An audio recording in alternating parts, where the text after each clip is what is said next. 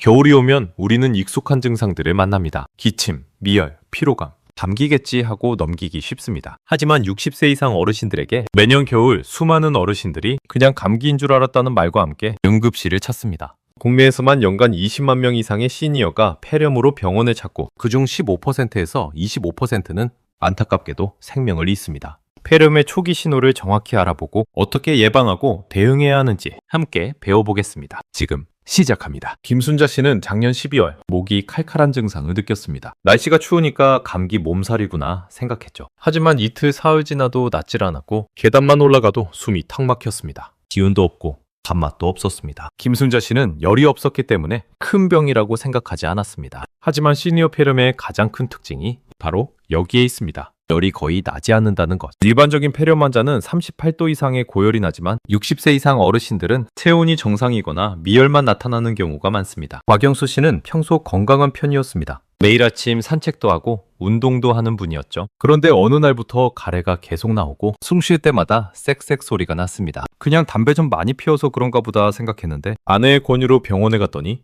폐렴 초기라는 진단을 받았습니다. 박영수 씨처럼 기존에 호흡기 질환이 있는 경우 폐렴은 더욱 빠르게 진행될 수 있습니다. 특히 겨울철 차가운 공기는 기관지를 자극하고 면역력을 떨어뜨립니다.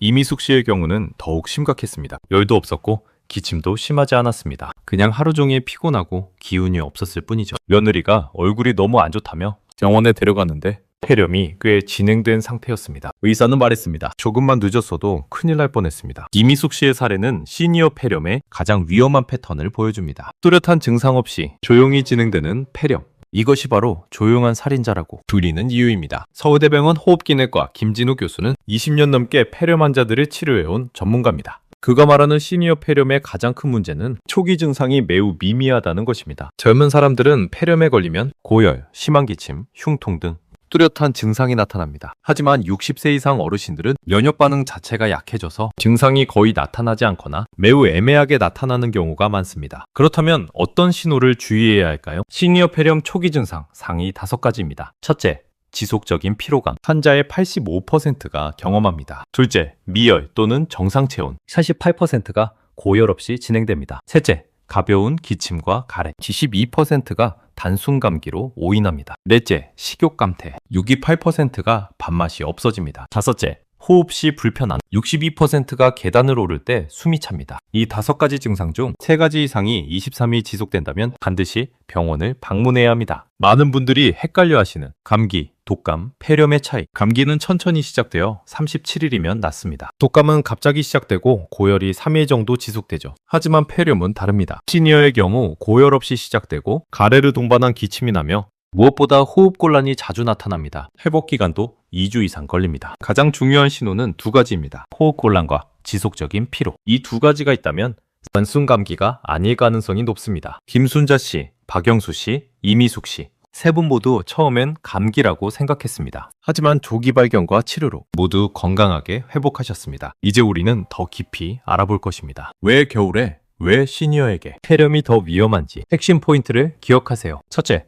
시니어 폐렴은 증상이 미약합니다. 둘째, 열이 없어도 폐렴일 수 있습니다. 셋째, 3가지 이상 증상이 지속되면 즉시 병원입니다. 겨울은 폐렴의 계절입니다. 통계에 따르면 시니어 폐렴 환자의 65%가 11월부터 2월 사이에 발생합니다. 왜 그럴까요?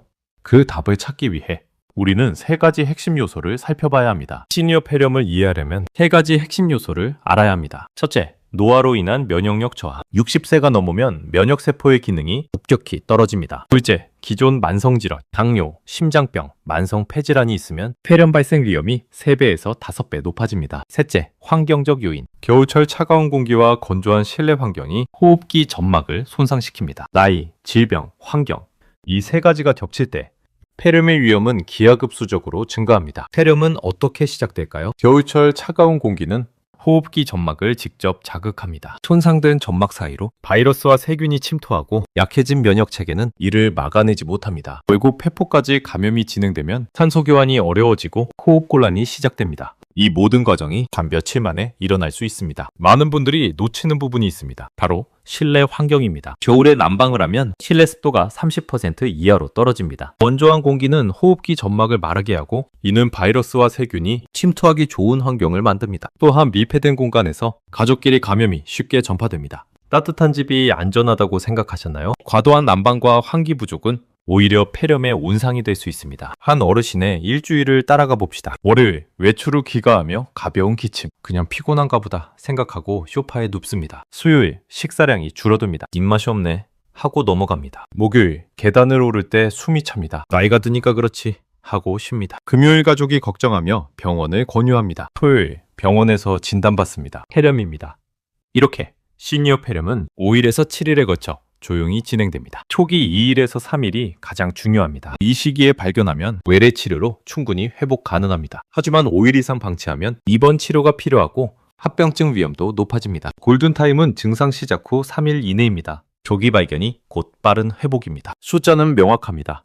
60대의 폐렴 발생률은 10만 명당 450명, 70대는 850명, 80세 이상은 1,200명입니다. 나이가 들수록 위험은 기하급수적으로 증가합니다. 사망률은 더욱 충격적입니다. 60세 미만은 1에서 2%, 60대에서 70대는 8에서 12%, 70세 이상은 15에서 25%입니다. 입원 기간도 큰 차이가 있습니다. 조기 발견하면 평균 7일, 늦게 발견하면 평균 18일입니다. 나이가 들수록 발견이 늦을수록 위험은 기하급수적으로 증가합니다. 하지만 반대로 조기 발견과 치료는 생명을 구합니다. 지금까지 위험한 이야기들을 많이 했습니다. 하지만 좋은 소식도 있습니다. 시니어 폐렴은 조기에만 발견하면 치료 성공률이 95% 이상입니다. 항생제 치료와 적절한 관리로 대부분 완전히 회복합니다. 중요한 것은 인식입니다. 본인과 가족이 초기 증상을 알고 있느냐? 그것이 생과 사를 가릅니다. 핵심을 정리하겠습니다. 왜 겨울인가? 차가운 공기, 건조한 실내,密閉된 공간. 이 세 가지가 폐렴의 완벽한 조건을 만듭니다. 왜 시니어인가? 면역력 저하, 만성질환, 그리고 미약한 증상, 조기 발견을 어렵게 만듭니다. 얼마나 위험한가? 70세 이상 사망률 15에서 25%. 하지만 조기 발견 시 95% 회복 가능합니다. 언제 병원에 가야 하나? 3가지 이상 증상이 2일에서 3일 지속되면 즉시. 골든타임은 72시간입니다. 겨울 폐렴은 위험합니다. 하지만 두려워할 필요는 없습니다. 제대로 알고 제때 발견하면 충분히 이겨낼 수 있습니다. 이제 실제 진단과 치료 과정, 그리고 예방법을 알아보겠습니다. 증상을 느꼈다면 다음 단계는 병원입니다. 많은 분들이 말합니다. 이 정도로 병원까지 가야 하나? 네, 가야 합니다. 시니어 폐렴에서 망설임이 가장 위험합니다. 지금부터 진단 과정, 치료 방법, 그리고 무엇보다 중요한 예방법을 하나하나 알려드리겠습니다. 병원에 도착하면 의사는 먼저 병력을 청취합니다. 언제부터 어떤 증상이 얼마나 지속되었는지. 시니어의 경우 증상이 애매하기 때문에 더 세심한 질문이 필요합니다. 다음은 신체 검사입니다. 손진기로 폐 소리를 확인하고 혈압, 체온, 산소 포화도를 측정합니다. 정상 산소 포화도는 95에서 100%. 폐렴 환자는 종종 92% 이하로 떨어집니다. 청진으로 폐에서 이상한 소리가 들리거나 산소 포화도가 92% 이하로 떨어지면 즉시 추가 검사가 필요합니다. 흉부 엑스레이는 폐렴 진단의 핵심입니다. 정상 폐는 깨끗한 검은색으로 나타나지만 폐렴에 걸리면 염증 부위가 하얗게 보입니다. 이 하얀 음영이 폐렴을 확진하는 결정적 증거입니다. 증상이 심하거나 애매한 경우 CT 촬영을 추가로 진행합니다. CT는 폐의 이체적인 구조를 보여줘 더 정확한 진단을 가능하게 합니다. 검사 자체는 고통스럽지 않습니다. 몇 분이면 끝나고 당일의 결과를 확인할 수 있습니다. 다행히 초기에 발견하면 외래 치료로 충분합니다. 항생제를 7일에서 14일 정도 복용하고 집에서 충분히 쉬면 됩니다. 이미숙 씨의 경우가 그랬습니다. 약만 먹고 집에서 쉬었고 3일 만에 많이 좋아졌습니다. 의사는 계속 말했습니다. 뇌 찍어서 다행입니다. 초기 폐렴은 집에서도 충분히 치료 가능합니다. 핵심은 조기 발견입니다. 하지만 발견이 늦으면 입원 치료가 필요합니다. 김순자 씨는 조금 늦게 병원에 가서 2주 동안 입원했습니다. 산소호흡기도 하고 링거도 계속 맞았습니다. 본인의 고통은 물론 가족들의 간병 부담도 컸습니다. 김순자 씨는 말합니다. 진짜 병원에 갈 걸 그랬다고. 입원 치료가 필요한 경우 항생제 주사, 산소 치료, 그리고 24시간 모니터링이 이루어집니다. 평균 입원 기간은 14일에서 21일. 치료비와 간병 부담도 만만치 않습니다. 하지만 이 모든 것은 조기 발견으로 충분히 예방할 수 있습니다. 이제 가장 중요한 부분입니다. 예방의 첫 번째는 손 씻기입니다. 외출 후, 식사 전, 화장실 후, 비누로 30초 이상 씻어야 합니다. 손바닥, 손등, 손가락 사이, 손톱 밑, 엄지, 손목까지 6단계를 빠짐없이 씻어야 합니다. 단순하지만 가장 효과적인 방법입니다. 폐렴 예방의 70%는 손 씻기에서 시작됩니다. 두 번째는 실내 환경 관리입니다. 실내 온도는 18에서 20도. 너무 높으면 오히려 해롭습니다. 습도는 40에서 60% 유지. 가습기를 사용하되 매일 청소해야 합니다. 더러운 가습기는 오히려 세균을 퍼뜨립니다. 환기는 하루 3회,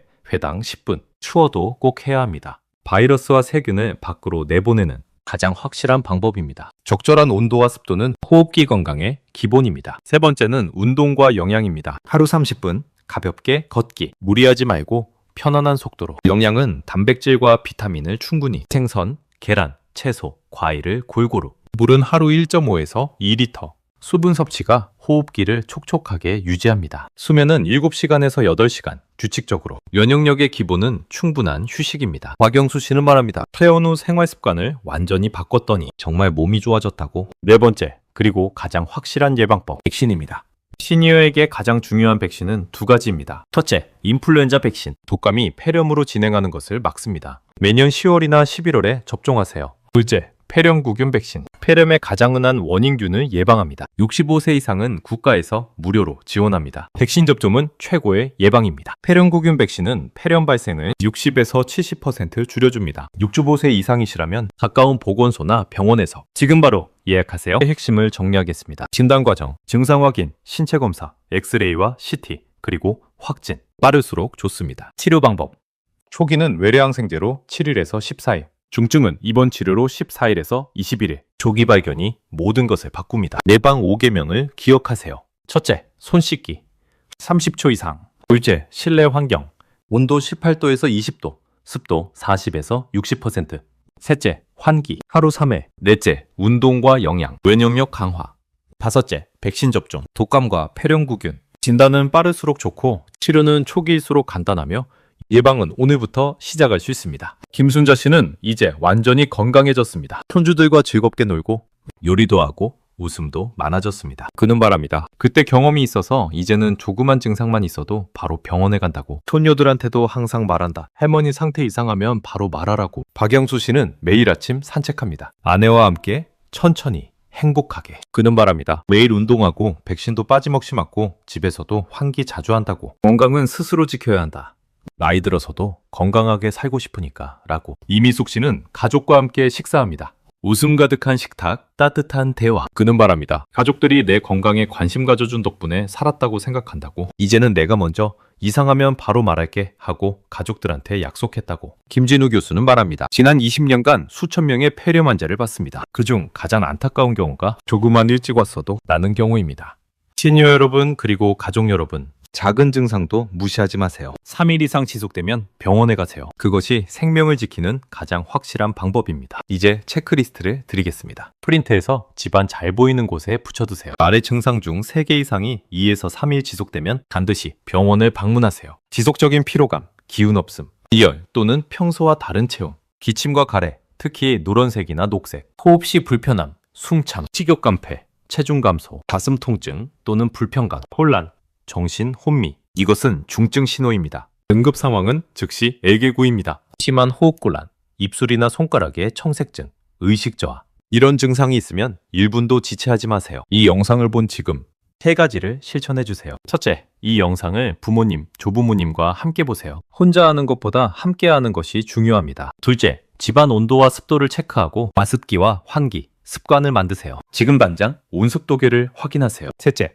백신 접종 여부를 확인하고 아직이라면 지금 예약하세요. 65세 이상은 무료입니다. 마지막으로 기억하세요. 조기 발견 시 치료 성공률 95%, 외래 치료 가능, 평균 회복 기간 7에서 10일, 늦은 발견 시 입원 치료 필요, 평균 입원 14일에서 21일, 합병증 위험 증가 차이는 단 3일입니다. 그 3일이 당신의 생명을, 가족의 행복을 지킵니다. 김순자 씨는 손주들과 웃고 있습니다. 박영수 씨는 아내와 산책하고 있습니다. 이미숙 씨는 가족과 식사하고 있습니다. 이들이 오늘 이 자리에 있는 것은 작은 관심 덕분입니다. 건강한 겨울, 작은 관심에서 시작됩니다. 본인의 몸이 보내는 신호에 귀 기울이고 가족의 작은 변화를 놓치지 않는 것, 그것이 사랑입니다. 그것이 생명을 지키는 일입니다. 감기처럼 보여도 시니어에게는 폐렴일 수 있습니다. 작은 관심이 생명을 지킵니다. 건강한 겨울 보내세요. 당신의 건강이 우리의 가장 큰 관심사입니다. 오늘 배운 것들을 실천하세요. 손 씻기, 환기, 운동, 영양,